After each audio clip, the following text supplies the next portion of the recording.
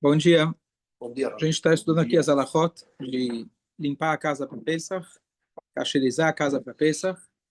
E, como eu falei, não é uma festa fácil, mas a gente está estudando e cada um, conforme o seu crescimento, cada ano tenta fazer um pouco melhor do que o ano passado. Ontem a gente falou um pouco sobre a cacherização da cozinha. Tem mais detalhes. Se alguém quiser saber, a gente senta, eu posso passar, posso visitar a cozinha, abrir neder e orientar como fazer, o que fazer. Tem mais alguns detalhes interessantes agora sobre a limpeza da casa. Vassouras que você usa durante o ano é um lugar que acumula resto de hametz. Então você deve ter vassouras para Pesach. Você guarda as vassouras no armário que você vai vender para o goi. Você vai ter uma vassoura separada para Pesach. Uma outra coisa que a gente às vezes não presta atenção é o saco que fica dentro do aspirador. Esse saco está cheio de hametz, eventualmente. Então, esse saco você precisa trocar depois que você limpou a casa. Aí você precisa colocar ele para fora de casa por um tempo para o lixo ser mandado embora, colocado na rua, etc. Então, esses são detalhes que às vezes a pessoa pode esquecer e acabar não trocando, que nem passa pela cabeça. Diegão, tá com a gente? A mesma coisa. Tem coisa que é mais fácil não escutar, né? Eu não escutei, o Rabino não falou, não ouvi nada. É? Mentalmente. Mas o hametz não é aquele que a gente tira proveito. Aqui está na vassoura, que proveito que a gente tira. Boa. Então, a gente falou, falou um bom ponto. O hametz é o que a gente tira proveito. Então, se ele realmente deixou de ser comestível, que quem garante, especialmente no aspirador, né? Você não vai comer, mas ele ainda é comestível. Tem um pedacinho lá, um pedacinho de bolo, um pedacinho de pão. Então você transgride aquela lei de você não ter hametz dentro da sua casa, mesmo que você não vai comer. A proibição é, inclusive, ter hametz dentro de casa. Então todo lugar que possa vir a ter hametz, você tem que tirar. Mas o armário também está dentro de casa. Sim, mas o armário, se você tranca ele e vende para o não-judeu, então se você quiser colocar o aspirador também, você tem um armário que cabe o aspirador lá dentro. Você tranca ele, não vai usar durante o Pesach, também já está feito. Também é uma opção fácil. Agora, não varrer a casa durante o Pesach todo é mais complicado. É tudo caixão Pesach. É? O que é caixão de Pesach? O que está no chão. Quem caiu é caixão de Pesach.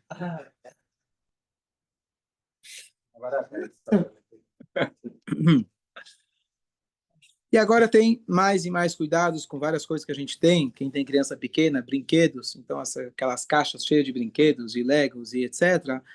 Tá cheio de coisa, então vale a pena você tirar, limpar, passar um pano, tudo isso para Pesach. Se for muito trabalho, simplesmente escolhe alguns brinquedos para Pesach, o resto deixa trancado e fica mais fácil, mais tranquilo de se preparar. Cadeirão de criança, está cheio de comida, então você tem que limpar muito bem. Eventualmente, aquela mesinha, tanto de um cadeirão quanto de uma cadeirinha, você tem que, se for possível, cacherizar, você cacheriza, senão limpa muito bem e cobre, porque lá é um lugar onde você come, inclusive diretamente, não é nem com um prato ou com alguma coisa em cima. A criança come lá direto e come coisas quentes. Então, você tem que fechar, isolar essa parte. Deveria ter um produto assim. Tem, não, qualquer de limpeza, qualquer produto de limpeza que eles têm, não, eles têm, os produtos eles corroem, eles são corrosivos, etc. Tudo isso aqui vale, qualquer um desses. Passar veja, qualquer um desses funciona.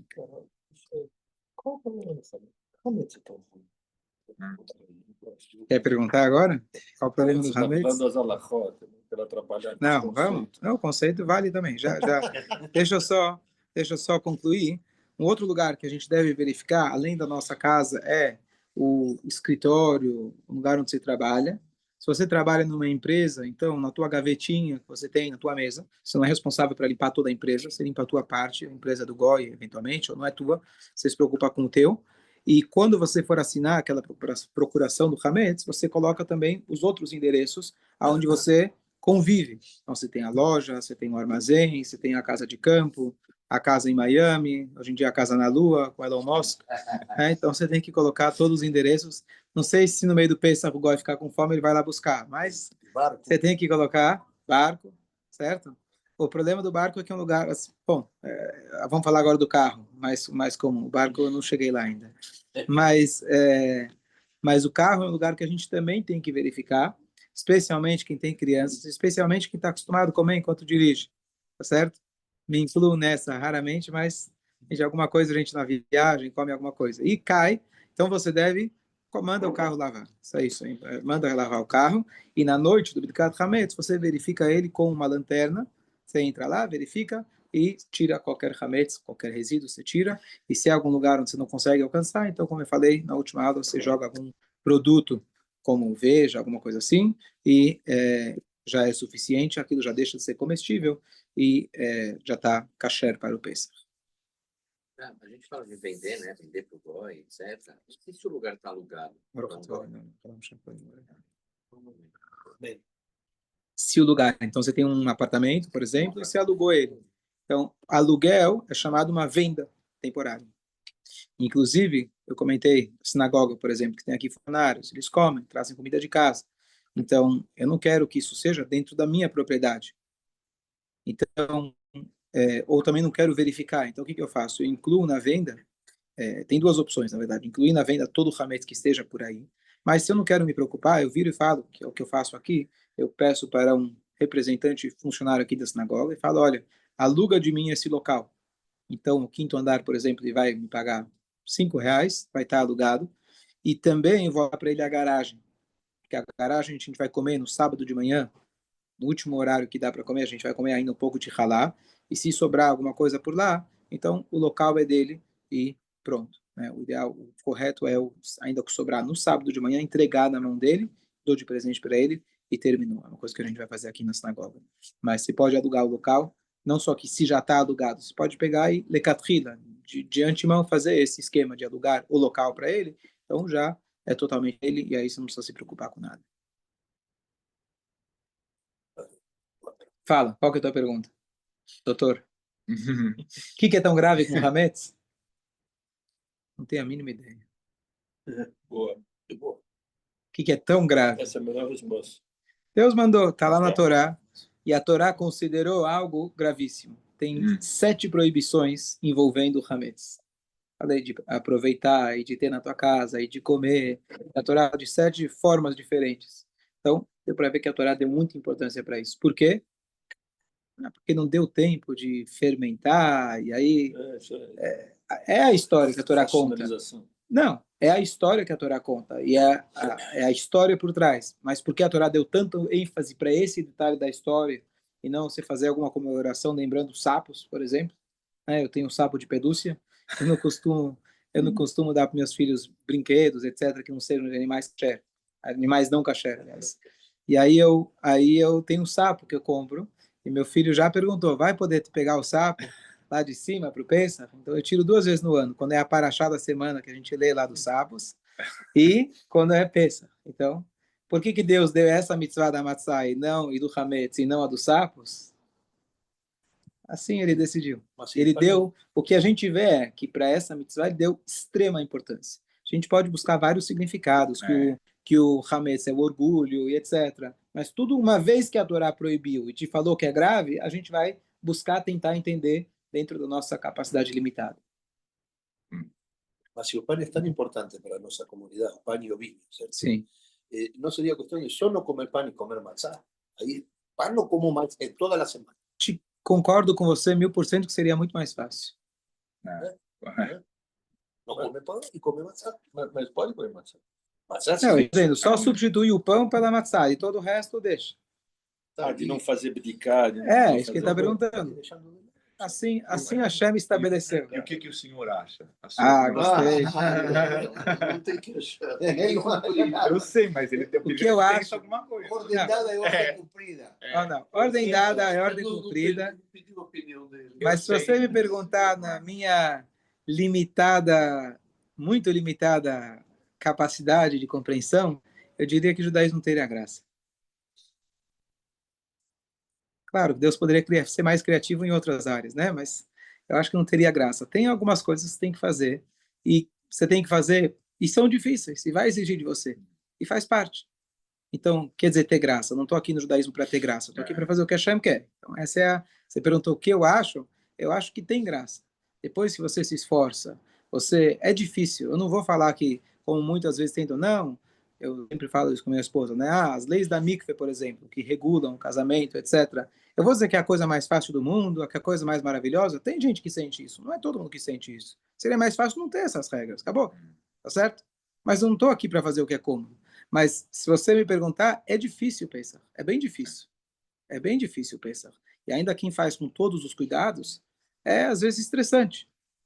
Mas, mas eu vou te falar, se a gente dedica o nosso esforço e preocupação para isso, a gente elimina outras preocupações da nossa vida.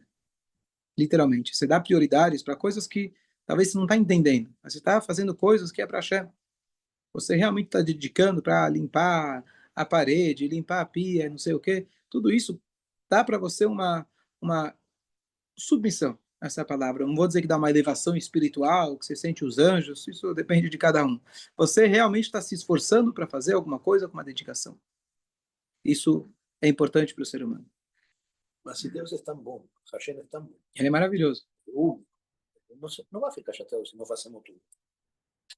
Ele é perdoado. A pergunta é boa, a pergunta é muito boa. Está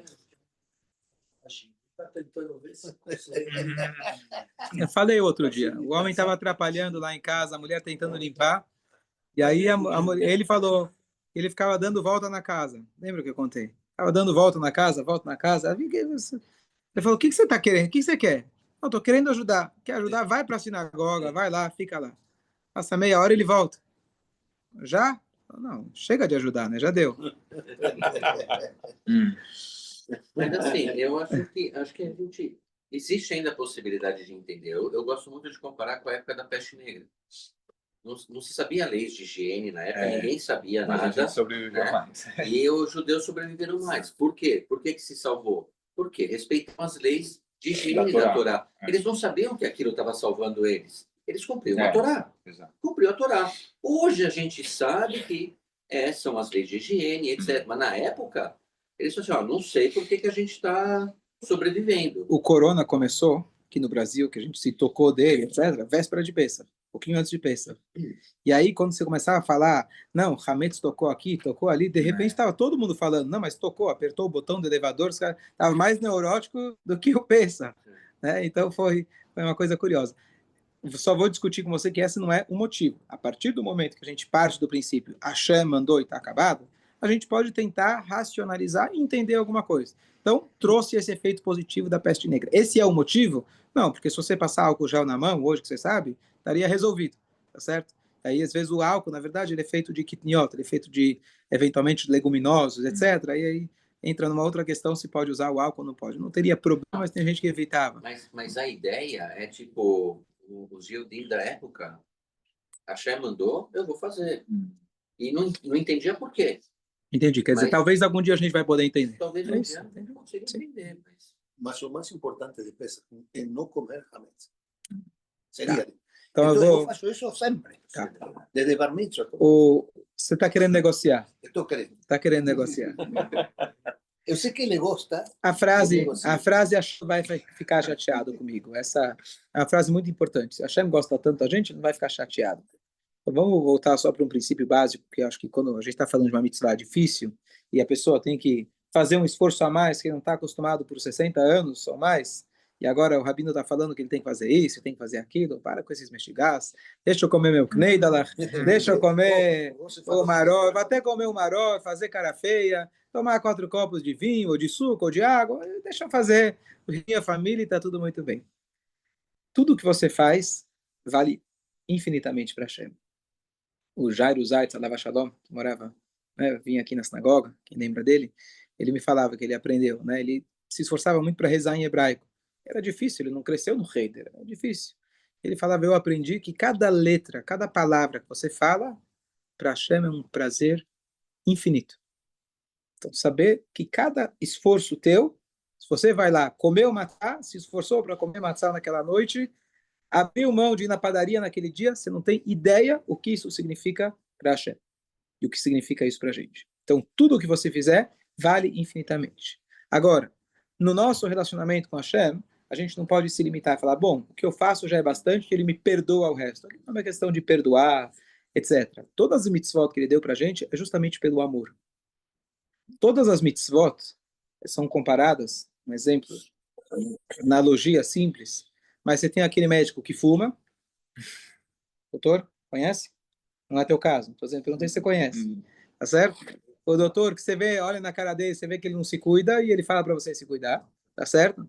E você tem aquele cara que ele faz podcast de saúde, porque ele é um cara que ele era péssimo em cuidar da saúde, de repente ele se tocou e melhorou e ele vai te dando todas as dicas, o que ele fez para chegar lá.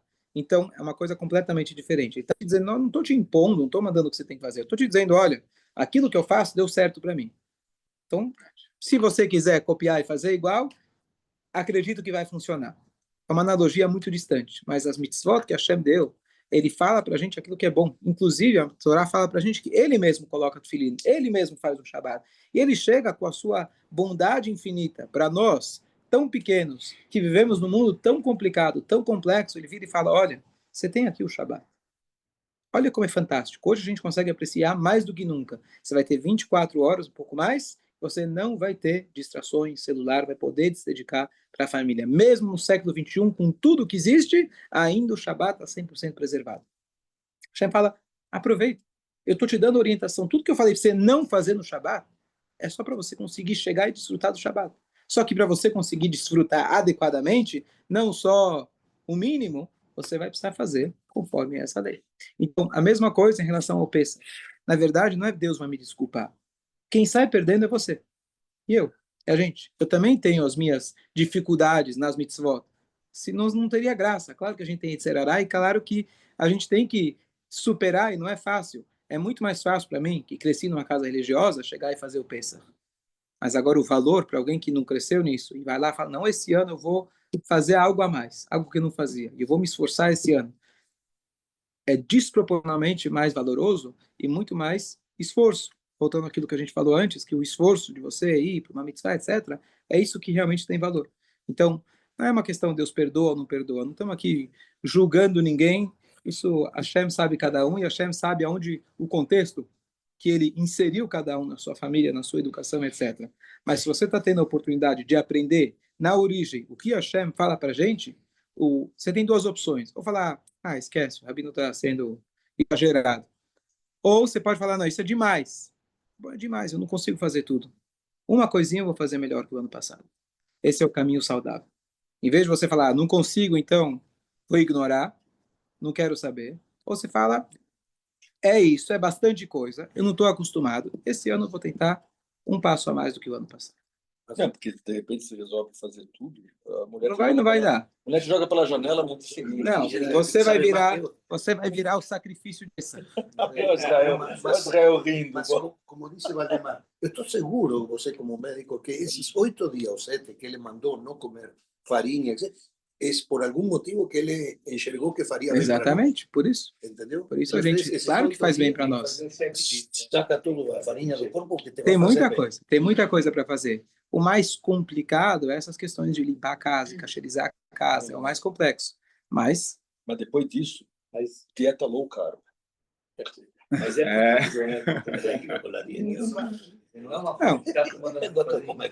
não, então, a verdade é que hoje a gente tem muito mais, algumas coisas mais complicadas que antigamente, algumas mais fáceis. Mais complicadas, que a gente faz questão de comer melhor, a gente, nossa refeição é muito mais farta, mais diversificada, e a gente está acostumado com muitos mimos. E aí chega a peça e fala, não, agora eu também quero ter a mesma coisa que eu tenho durante o ano. É difícil. O cara que comia pão e água, come matzá e água, não era grande coisa. Hoje a gente está acostumado, Baruch Hashem, com uma fartura, e também a gente tem dentro de casa armazenado no freezer para comer 6 meses, judeu, né? O Covid, de repente o cara compra lá, acha que vai entrar uma guerra no Brasil, o cara já vai subir. É uma loucura. Você vai lá nas lojas kasher agora, os caras estão comprando, vai sobrar para 3 Pesach ainda. Não, mas vai que, a gente nunca sabe, a gente já passou por tanta coisa, né? Então, as pessoas exageram. Então, isso torna a nossa vida mais complicada. Então, talvez é uma brachá por um lado, a gente ter tanta abundância, mas a gente acaba se acostumando, como alguém falou. Se você nunca viaja de primeira classe, porque se você viaja uma vez, Todo mundo. não, eu não vou com o schlepper, né? E agora tudo se torna... Ninguém... Não demora para você se acostumar com a primeira classe. É fácil se acostumar. O problema é você voltar a se acostumar com a outra. Tá certo? Então, a gente consegue subir de nível, baixar de nível, é difícil. Então, não estou criticando, só estou falando que a situação atual, isso torna, para a gente, às vezes, nossa vida um pouco mais complexa, mais difícil. Por outro lado, a gente tem certas facilidades. Aqui no Brasil, em especial, temos funcionários. Tudo isso aqui você pode contratar alguém e fazer por você, tá certo? A gente tem funcionário que vai ajudar a cozinhar para o Pesach e assim por diante. Você tem a facilidade, você não precisa lá plantar o trigo para fazer a matzá. Chegou a matzá aqui, inclusive da Ucrânia, que ela é feita lá, continuou, nunca parou com tudo que estava acontecendo. Colocaram um saco de areia lá nas janelas da fábrica e, se quando tivesse estouro, etc., bombas, e continuaram fazendo. Mas você chega aqui, você recebe a tua matzá, compra ela pronta, está 100% kasher. A nossa matzá aqui, a redonda, vem da Ucrânia. Ucrânia são os maiores produtores de trigo. Os maiores produtores. Outra coisa, Putin não bombardeia esse lugar. Não bombardeia esse lugar? Não. Avisaram que tinha matzá, ele não bombardeia? Eles sabem todo, porque hoje vem tudo. Ele não bombardeou todos esses anos. Pode ser que bombardeie alrededor, pero nunca bombardeou a fábrica de matzá. Eu entendi que a fábrica ficava embaixo do underground aí também. Bom, não sei. Mas então a gente tem certo o suco, o vinho, etc. É só você comprar, tá certo? Então, a gente tem muitas facilidades. Então, o ponto é tentar cada ano estar um pouco melhor. Uma dica, venha comer aqui na sinagoga os 2 Seder, que aí você já vai estar 100% kasher, vai fazer isso 100%, né? Se Deus quiser. A gente pede para Hashem ajuda para que seja 100% kasher. Tanto esforço, tanto empenho, vai lá saber o que aconteceu, o que misturou, etc. Hashem vai ajudar para que seja 100% kasher e você vai poder fazer tudo adequadamente. Uma vez que a gente estava em Acho Israel... que o Arthur quer falar primeiro, peraí. Eu tenho só uma questão, que o senhor disse, né, que sempre é o melhor pelo exemplo quando você faz, e isso é o ideal, isso é o melhor. Mas, Rabino, já pude observar, né, posso estar errado também, que existem algumas exceções. Por exemplo, vou dar o meu exemplo pessoal. Eu sou psicoterapeuta de casais. A maior parte dos casais que eu atendi, se você pegar a média, eles permaneceram juntos ou resolveram os problemas. Mas eu sou divorciado. E para mim é muito difícil essa parte de relacionamento. Outro exemplo, uma grande psicanalista chamada Melanie Klein, até da comunidade. A teoria que ela fez sobre infância, desenvolvimento, é espetacular, entendeu? Muita gente usa, já utilizei, muitos colegas utilizam, e ela com a filha dela sempre foi uma única filha, sempre foi um problema, uma coisa, mas a teoria é espetacular. Um outro caso que eu atendi, um rapaz que era da área financeira, o que ele ajudava as pessoas, transformar a vida financeira na empresa, e ele era ok, vivia bem, mas pelo que ele fazia no trabalho dele... Poderia ser muito mais. Nossa, entendeu? Então, acho aí muito, muito importante a tua colocação. Então, existe uma... Primeira coisa, você pode dizer que você aprendeu o que não fazer, né?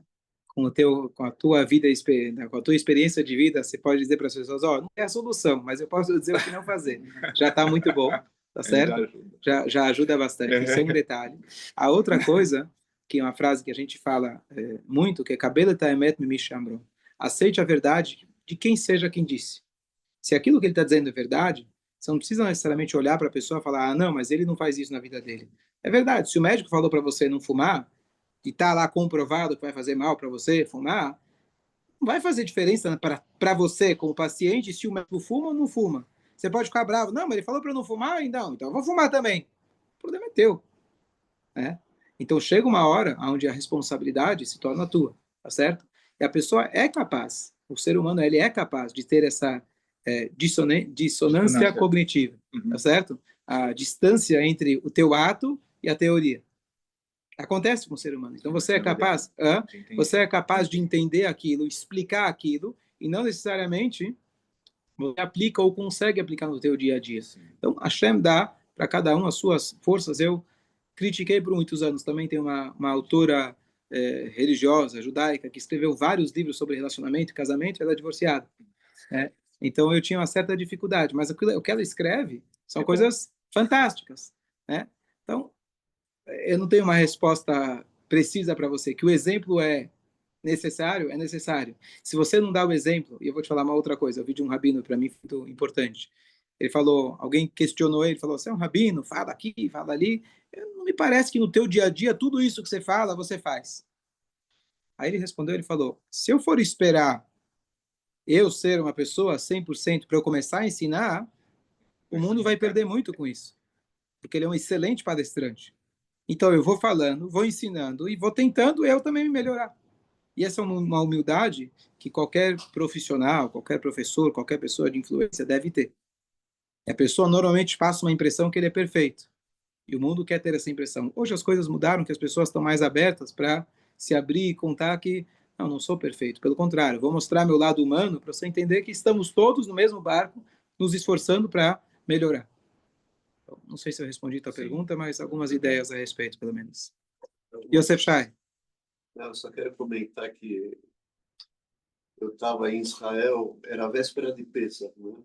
A gente foi no zoológico, só tinha maridos com os filhos, né? claro. Na véspera de Pêssar. Não, porque que acontece? A mulherada falou, só Sai daqui, É. e leva as crianças. Quem que tava... Só tinha maridos e filhos, assim. Quem estava aqui perguntou? Eu estava lá com o vovô. Alguém tinha perguntado qual que é a logística. Você tinha perguntado a logística da troca da cozinha? Ele perguntou a logística, como que funciona, né? Porque o mais difícil... o Cohen tinha perguntado. Mais difícil da logística é o seguinte, que as escolas judaicas, mais ainda as religiosas, que as mães são professoras, são mães de alunos, etc., você precisa terminar as aulas um pouco antes para deixar as mães professoras mais, né, para poderem se prepararem. Agora, se não tem aula, as professoras estão felizes, as mães estão complicadas, tá certo? Porque agora eu estou preparando para o Pesach, eu tenho mais 50 crianças dentro de casa, tá certo? É bem complicado, é muito complicado. Então, uma opção boa é você ensinar os filhos e colocar eles para trabalharem. É uma ótima oportunidade de você fazer com que eles se envolvam com a mitzvah. É uma coisa que eu faço em casa. Mas dependendo da idade, você não consegue, tá certo? Então, essa logística se torna difícil. E aí sim aparece o marido para tirar as crianças de casa, vai lá passear e deixa a gente trabalhar aqui em paz. Fala. Desse Shabbat, o Shabbat para Pêssar, vai poder cozinhar para Pêssar? Qual Shabbat? Pêssar é sábado. Você está dizendo Shabbat logo antes de Pêssar. Grudado com Pêssar. Aquele Shabbat é como um Shabbat normal. Você queria saber onde você perguntou? Tá, então vamos lá. Então vamos lá falar. Tá, então vamos lá. Pulando um pouco, a gente ainda estava no preparo da casa, mas esse ano é uma situação atípica. Que o Pesach ele cai no sábado à noite. Se fosse um dia comum, até a véspera do Pesach, até 10 da manhã, você pode comer hametz e pronto. Agora o que acontece? Shat ainda não é Pesach. Por outro lado, entre o Shabbat e o Pesach, você não vai ter um dia que você vai poder queimar o hametz, limpar a casa. Shabbat, você não tem como fazer. Então você pode dizer, bom, então minha casa já está pronta para Pesach, eu vou comer como Pesach. Ótimo, você vai fazer realmente uma refeição como Pesach. Porém, no Shabbat a gente tem que comer halá. Halá é hametz. E não pode comer matzá.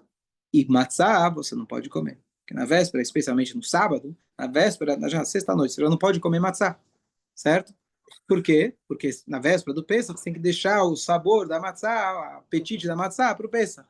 Então, o que você faz? Essa é a grande questão. Então, fazer uma seudá, uma refeição de pão, etc., com hametz é muito complicado. Porque você vai ter que deixar coisa quente, é complicado. O que se faz? Você vai pegar, ralá, deixar ela bem fechadinha, pode ser em cima da mesa ou do lado, fazer o duche, e aí você come tua halá, de preferência no corredor da escada. Você vai lá, come tua halá, é verdade, fora de casa, tenta não deixar cair nada, e o ideal, compra halá pequenininhas, que você vai acabar com todas elas, não corta com faca, porque a faca, etc., parará, pega, come dentro do saquinho, e se sobrar alguma coisa, você joga na privada. Estou falando, se sobrar farelinho, você sacode, joga na privada e pronto. Porque você tem que eliminar ele por completo. No sábado de dia, aí é mais complicado ainda, porque sábado de dia, o prazo máximo para você comer, eu vou olhar depois exatamente, mas 10 e meia. 10 e meia seria o ideal. E aí o que acontece? Normalmente a reza de Shabbat, você termina aqui pelo menos meio-dia. A hora que você vai terminar, você já não vai mais poder comer nem halá e nem matzá. E se tem a obrigação de comer uma refeição. Então você tem duas opções: rezar mais cedo e fazer o mesmo esquema de sexta-feira à noite, que é o que a gente vai fazer aqui na sinagoga. A gente vai rezar 8, 8:30, mais ou menos. No meio da reza a gente vai parar, fazer um kiddush na garagem, comer, ralar um pouquinho, se sobrar eu vou dar na mão do não-judeu, dar na mão para ele. A própria garagem já está, inclusive, alugada para ele. E pronto. E aí depois a gente volta, faz musaf, mais tarde vai para casa, terminou a reza, sei lá, 10:30, 11, meio-dia, termina a reza, você volta para casa e faz uma refeição sem a halá e kiddush que você já fez. Faz a refeição com chacol, adamar, saladas, etc., mas nada de, obviamente, nada que não seja de Pesach. A outra opção, se você não for rezar cedo, é você fazer algo que não seria o ideal, mas é a solução. Você faz o kiddush com vinho, e ao invés de ralar, como você não tem como ralar, você toma mais um copo de vinho. E ele substitui os 2 pães do amotzi que você teria que fazer. Não é o ideal, mas na falta desse, você pode fazer dessa forma também. É, mais complexo. Doutor, já parei de fumar. Tá? É. Inteligente. Esse Eu te garanto que se dependesse de mim, eu te dava um desconto. Eu sei. Tem um ditado, você também não sabe. Agora, tem representantes, assim, por dizer, representantes da fé que dão esses descontos. Só que Já não.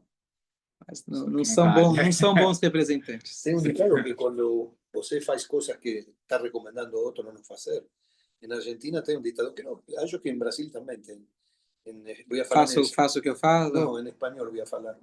En casa de herrero, cuchillo de palo. Sim. Casa de ferreiro, espeto de pau. Faço o que eu digo, mas não faço o que eu faço. Eu vi uma frase recentemente, só para lembrei agora que você tinha perguntado, que a gente ensina, a Hashem coloca a gente em situações que eu sou obrigado a ensinar aquilo que a gente mais precisa ouvir. Então, justamente a Hashem me fez ensinar isso agora, porque eu estava precisando ouvir. Então, vale para você também. E que o mérito de você ajudar os outros naquilo que eles precisam, a Hashem vai ajudar naquilo que você precisa. Bom dia a todos. Bom dia, Chico.